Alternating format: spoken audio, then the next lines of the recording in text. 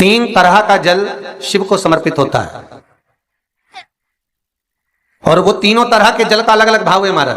पहला जल सादा, घर से पानी लेकर गए, जल लेकर गए, शंकर को चढ़ाया, वो हमने घर का अपना एड्रेस बता दिया, भगवान शिव को जल चढ़ाकर अपने आनंद के लिए शंकर से कुछ प्राप्त कर लिया। दूसरा जल, जल के कलश में थोड़ा सा इत्र डालकर शंकर को जब समर्पित करते हैं तो महाराज घर में अगर कोई व्यक्ति बहुत रोगीला है, बहुत रोगीला, एक शिव महापुराण में, स्कंद पुराण में, नर्मदा पुराण में, भविष्य पुराण में, अग्नि पुराण में, नारद पुराण में, बरहा पुराण में, वामन पुराण में जितनी चीजें लिखी गई है एक एक प्रैक्टिकल कर देखो तो शिव महापुराण, स्कंद पुराण का यह भाव याद करिए कि एक लोटे पानी में इत्र मिलाकर, जल में इत्र मिलाकर, बहुत रोगीला व्यक्ति, बहुत बीमार व्यक्ति है, एक लोटा पानी उसका हाथ का स्पर्श कराकर शंकर को चढ़ाना प्रारंभ कर दीजिए। महाराज केवल 5 या 7 दिन चढ़ाओ और वो 7 दिन के बाद में उस बीमार व्यक्ति का क्रम देखिए कि उसमें कितना आराम लगा है।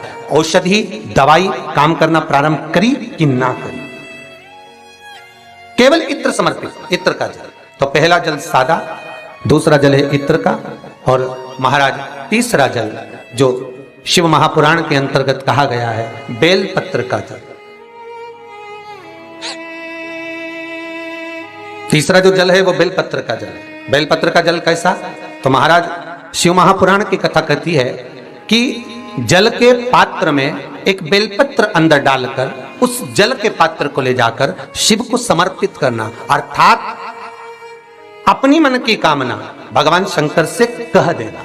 केवल बेलपत्र के माध्यम, बोलना नहीं है हमको, कुछ हमें कुछ कहना नहीं है। 3 तरह का जल का जो व्याख्यान वर्णन किया गया, एक सादा जल जो भगवान को कहा, आपने अपना एड्रेस बता दिया, आपने अपने मन का भाव बता दिया। इत्र का जो जल चढ़ाया गया वो केवल रोग मुक्ति के लिए चढ़ाया गया। और तीसरा बेलपत्र, अगर उस जल में एक बेलपत्र भी पड़ी हुई है और वो बेलपत्र पड़ा हुआ जल आप जिस भाव से चढ़ा रहे हो, जिस कामना से चढ़ा रहे हो, शंकर वो कामना आपकी पूर्ण कर देते। और लिंग पुराण को अगर आप पढ़ेंगे तो उसमें पाएंगे कि लिंग पुराण के अंदर लिखा है कि आप शंकर को अगर जल भी नहीं चढ़ाएं, आप शंकर को वस्त्र भी नहीं चढ़ाएं, आप शंकर को फूल भी ना चढ़ाएं, आप बेलपत्र भी ना चढ़ाएं, अगर शंकर को आपने कुछ भी ना चढ़ाया तो केवल शंकर के मंदिर में 2 क्षण जाकर उस शिवलिंग के सम्मुख में बैठ जाओ, कुछ मत बोलो, केवल मौन होकर उसको निहार लो, केवल मौन होकर निहार लो। बहुत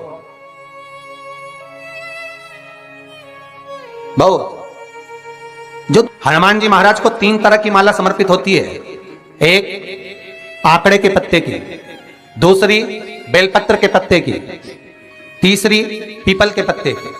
ये 3 तरह की माला जब शंकर हनुमान जी महाराज को समर्पित होती है, जिस समय पर अगर व्यक्ति के जीवन में बहुत भारी रोग हो गया है, बहुत ज्यादा कष्ट हो गया है, कैंसर जैसी बीमारी भी अगर उसको घेर ली है और किडनी लीवर सब बेकार हो गया, तो निवेदन है पीपल के पत्ते की माला बनवाओ, 108 पत्ते की, और हनुमान चालीसा का हर पत्ते पर स्मरण करिए महाराज। आप हनुमान चालीसा पढ़ते जाओ, माला में गांठ लगाते जाइए, और वो माला जो व्यक्ति कैंसर से पीड़ित है हाथ का स्पर्श कराइए और शंकर को चढ़ाइए। केवल अष्टमी तिथि के दिन ये माला समर्पित होना चाहिए, शुक्ल पक्ष की अष्टमी के दिन।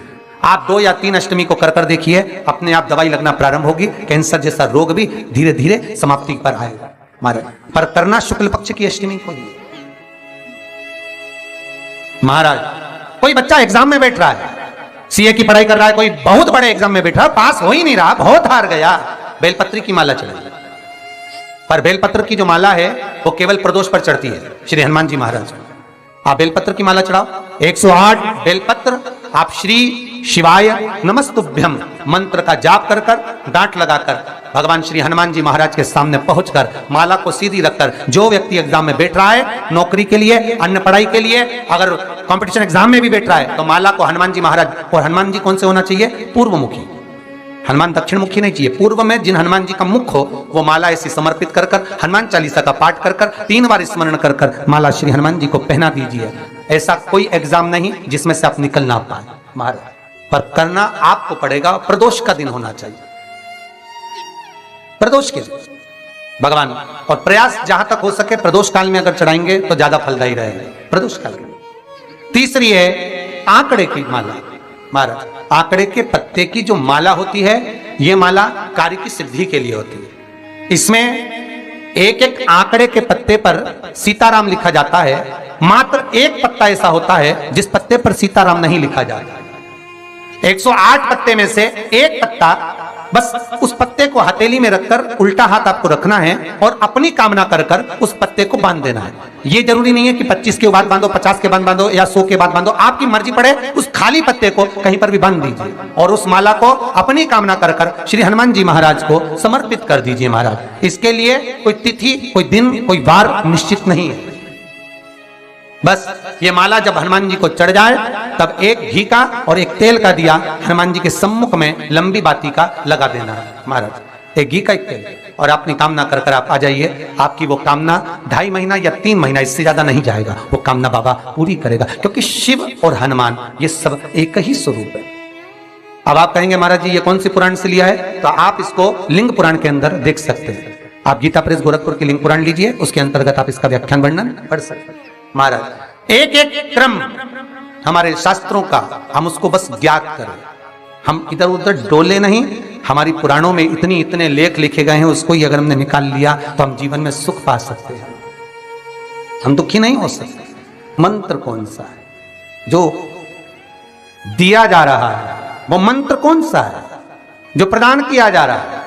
हनुमान जी महाराज ने वो मंत्र जो विभीषण को दिया, और एक विभीषण जिसको लात मार दी गई, एक विभीषण जिसको लात मारकर निकाल दिया गया, जिसके घर का भी ठिकाना नहीं था, वो विभीषण एक छोटे से मंदिर में जो रहता था, तुलसी का क्यारा जिसके दरवाजे पर था, और वो विभीषण जब सीख रावण को देता है तो वही विभीषण को जब लात मारकर निकाल दिया जाता है, तो वो मंत्र कौन सा था जिसको विभीषण ने जपा और विभीषण लंका का अधिपति बन गया, सत्ताधारी बहुशाली?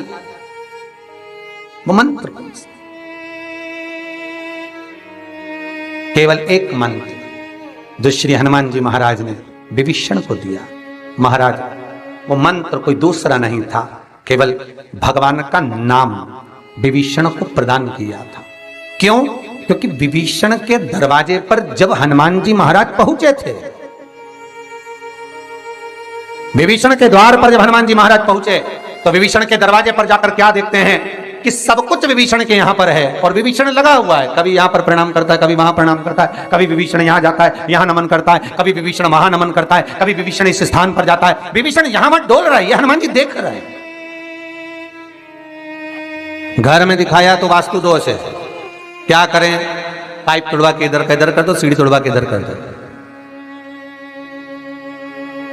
राशि में दिखवाया तो ग्रह दोष है।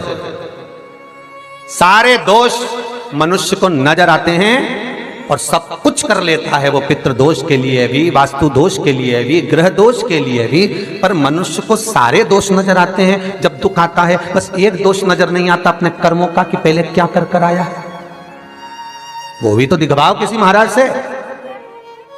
महाराज जी बोल देंगे पितृ दोष है, महाराज जी कह देंगे वास्तु दोष है, महाराज जी कह देंगे ग्रह दोष है, महाराज जी कह देंगे ये दोष है, पर महाराज से एक दोष अपने को अपना छाटना है कि मेरे कर्म का दोष कौन सा है। मैंने पत्रिका दिखवाई, महाराज जी ने कहा वो भी करा, मैंने ये उन्होंने बताया वो भी करा, मैंने ये व्रत करा, मैंने वो उपास करा, अपने कर्म का दोष भी तो देखो कि दोष कौन सा है। दरवाजे भी बदल दिए, सीढ़ियां भी बदल दी, वास्तु शास्त्र वाले को बुलाकर घर भी बदल दिया, 50 बार मकान भी बदल दिया, सारे दोष हमने देखे, पर भीतर का दोष नहीं देख पाए कि हमारे कर्म का दोष क्या है। जो पूर्व में कर कर आए हो वो कर्म का भोग मनुष्य के शरीर में भोगना पड़ेगा, और मनुष्य के शरीर मिलता ही काय के लिए है? एक भगवान का भजन करो और दूसरा कर्म का भोग भोगो, इसके सिवाय है ही क्या? का शरीर केवल 2 कारणों से मिला है, एक कर्म का भोग भोगने के लिए और एक भगवान का भजन करने के लिए। तो कर्म का भोग भी भोगना और भगवान का भजन भी करना है, तो क्यों करना है? तो शिव महापुराण की कथा कहती है कि जितना तुम भजन करते रहोगे तो ये दुख जो आता है ये धीरे धीरे कटता रहेगा, बस भजन से दूर मत होना।